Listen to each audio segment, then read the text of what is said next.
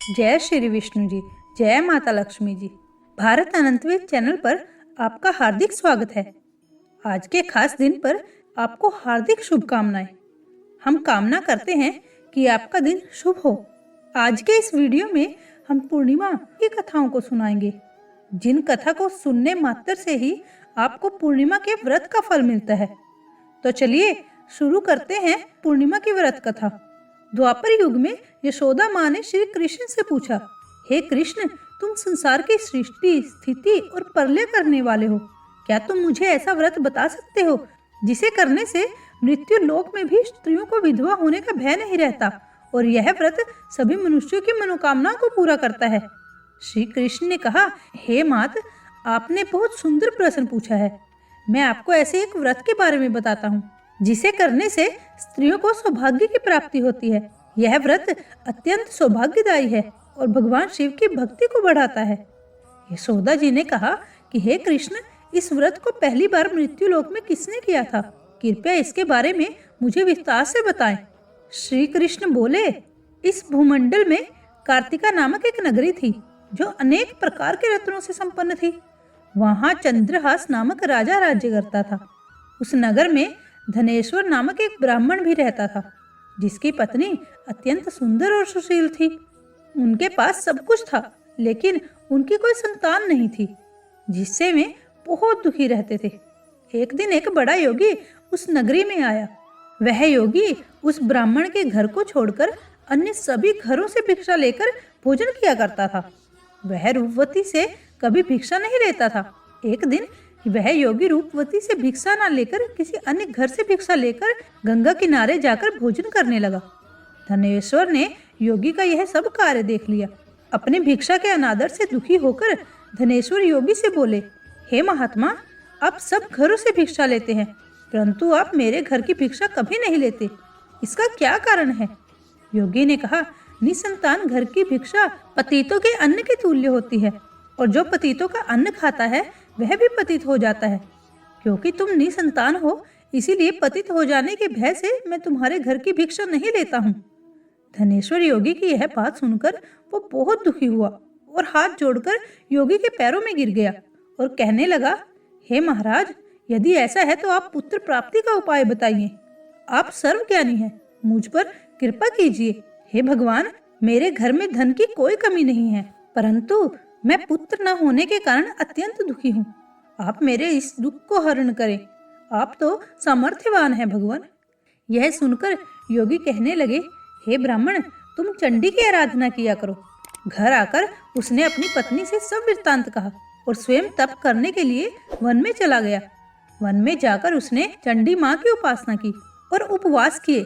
चंडी माँ ने 100वें दिन उसको स्वप्न में दर्शन दिए और कहा, धनेश्वर, जा, तेरे घर पुत्र होगा, परंतु वह 16 वर्ष की आयु में ही मृत्यु को प्राप्त हो जाएगा।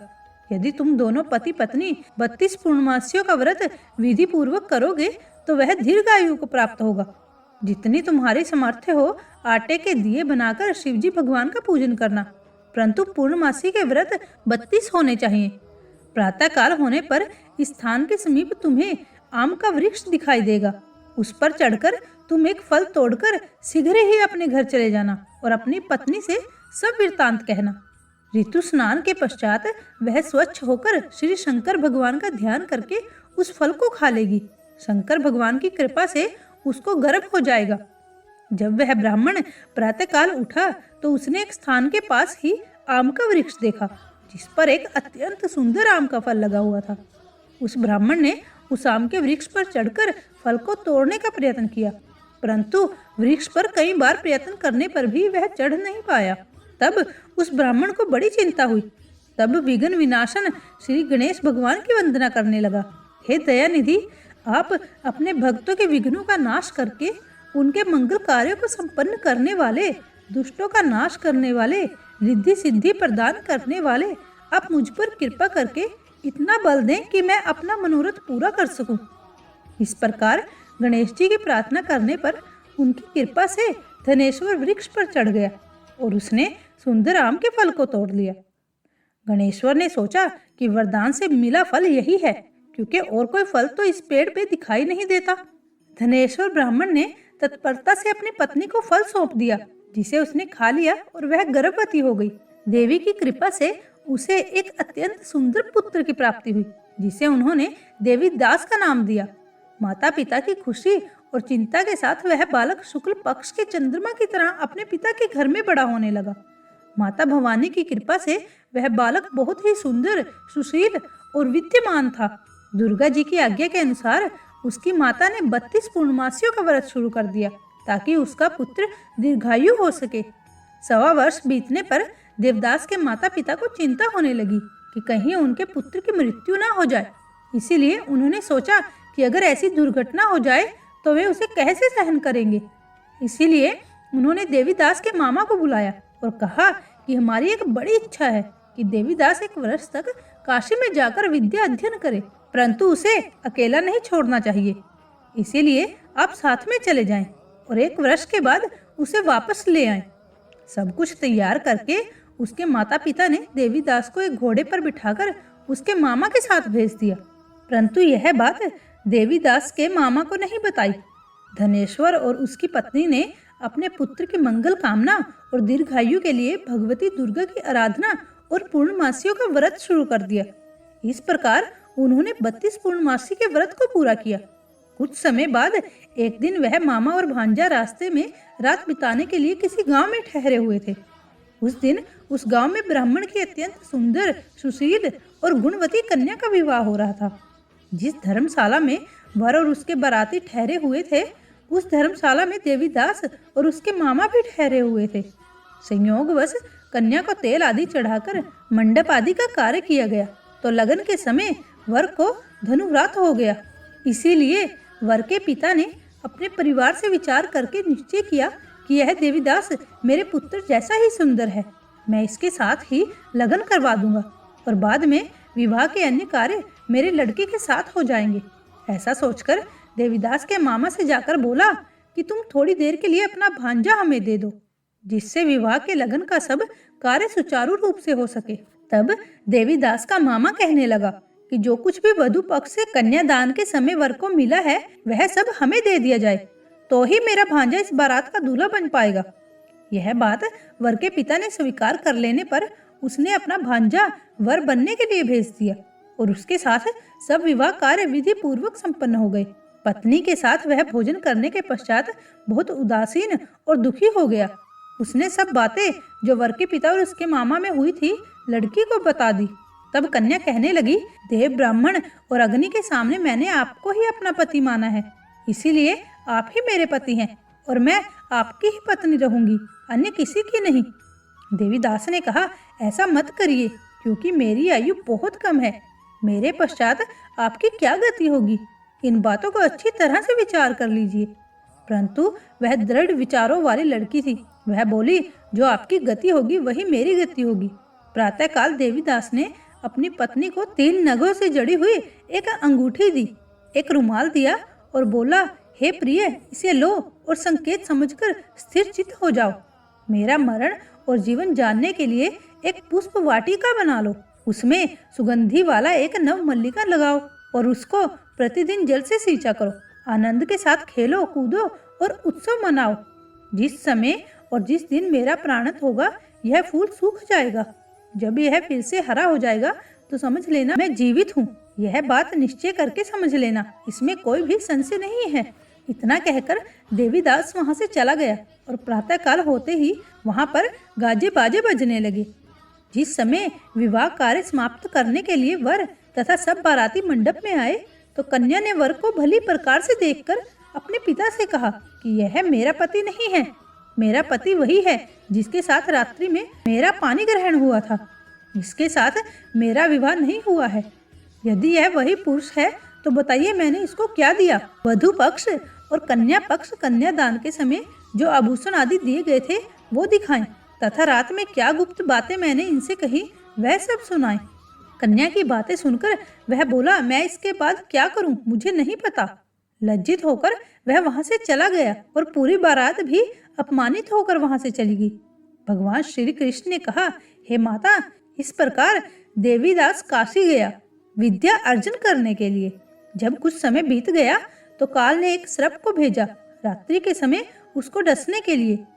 विषधर के प्रभाव से उसके शयन का स्थान चारों ओर से विष की ज्वाला में विषैला हो गया, परंतु व्रत के प्रभाव से वह उसको काट नहीं पाया, क्योंकि उसकी माता ने पहले ही 32 पूर्णमासी का व्रत रखा हुआ था।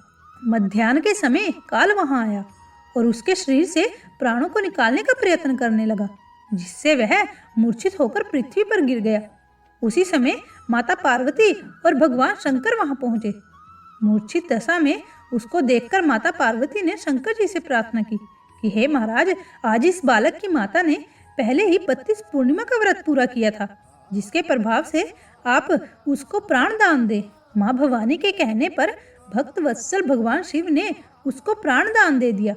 इस व्रत के प्रभाव से काल को भी पीछे हटना पड़ा और देवीदास स्वस्थ होकर बैठ गया। देवदास की पत्नी उसके काल की परीक्षा किया करती थी।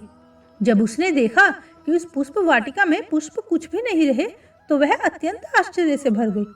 लेकिन जब वह जैसे ही हरी भरी हो गई, तो वह जान गई कि अब उसका पति ठीक हो गया है और वह जीवित हो गया है। यह देखकर वह बहुत प्रसन्न हुई। अपने पिता से कहने लगी कि पिताजी, मेरे पति जीवित हैं, आप उनको ढूंढिए। जब 1.25 वर्ष व्यतीत हो गया, तो देवीदास भी अपने मामा के साथ काशी से चला गया। इधर उसके ससुर उसको ढूंढने के लिए अपने घर से जाने ही वाले थे कि वे दोनों मामा भांजा वहां पर आ गए। उनको आया हुआ देखकर उनके ससुर को बहुत प्रसन्नता हुई और वे उन्हें अपने घर ले गए। उस समय नगर के निवासी भी इकट्ठा हो गए और सबने निश्चय किया कि अवश्य ही इसी बालक के साथ कन्या का विवाह हुआ था। उस बालक को कन्या ने जब देखा तो पहचान लिया कि यह तो वही है जो संकेत करके गया था। कुछ दिन बाद देवीदास ने अपने पत्नी और मामा के साथ अपने ससुर के घर से बहुत सारे उपहार लेकर अपने माता पिता के घर गए। अपने गांव के निकट पहुंचने पर कई लोग उसके माता पिता को पहले ही खबर देने चले गए कि तुम्हारा पुत्र देवीदास अपनी पत्नी और मामा के सहित आ रहा है। ऐसा समाचार सुनकर माता पिता को विश्वास नहीं हुआ, परंतु जब और लोगों ने भी आकर यही बात कही तो उनको बड़ा आश्चर्य हुआ। लेकिन थोड़ी देर में ही देवीदास ने आकर अपने माता पिता के चरणों में अपना सर रखकर प्रणाम किया और उसकी पत्नी ने सास ससुर के चरणों को स्पर्श किया, तो माता पिता ने अपने पुत्र और पुत्र वधू को हृदय से लगा लिया और दोनों की आंखों से अश्रु बहने लगे। अपने पुत्र और पुत्र वधू के आने की खुशी में धनेश्वर ने बड़ा ही भारी उत्सव किया और ब्राह्मणों को दान दक्षिणा देकर प्रसन्न किया। श्री कृष्ण भगवान कहने लगे कि इस प्रकार धनेश्वर 32 पूर्णमासियों के व्रत के प्रभाव से पुत्रवान हो गया। जो भी स्त्रियां 32 पूर्णिमा के व्रत को करती हैं, वे जन्म जन्मांतर में वैधव्य का दुख नहीं भोगती और सदैव सौभाग्यशाली रहती हैं। व्रत करने वाला चाहे स्त्री हो या पुरुष, भगवान शंकर की कृपा से संसार में सकल आनंद भोगता है और अंत में शिवलोक को प्राप्त होता है। श्री लक्ष्मी नारायण भगवान की जय। उमा महेश्वर भगवान की जय। यह कथा समाप्त होती है।